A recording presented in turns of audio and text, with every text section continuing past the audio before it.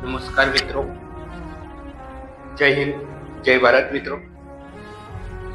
ખૂબ જ દુઃખદ ઘટના તમે જોઈ રહ્યા છો કે વડોદરા બ્રિજ દુર્ઘટના હાલ તમે જોઈ કે એ બ્રિજ કેટલો ખરાબ પરિસ્થિતિમાં હતો અને એ આજે તૂટી ગયો છે।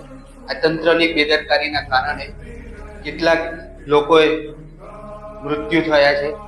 લગભગ જે 9 જણાના મૃત્યુ થયા છે।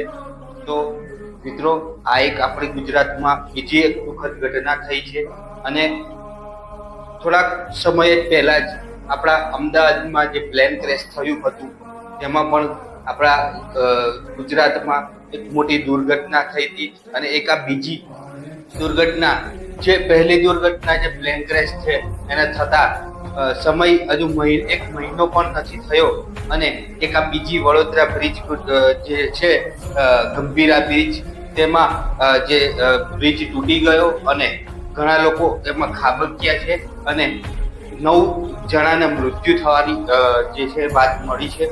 તો જે 9 જણાના મૃત્યુ થયા છે તેઓના પરિવારને ભગવાન અને તેમની આત્માને શાંતિ આપે ને તેમના પરિવારને દુઃખ સહન કરવાની શક્તિ આપે।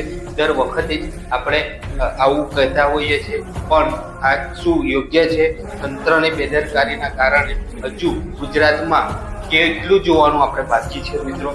તો આ એક ઘોર કલયુગ આવી ગયો છે અને જે આ ઘટના ઘટી છે એ બહુ દુઃખદ ઘટના છે।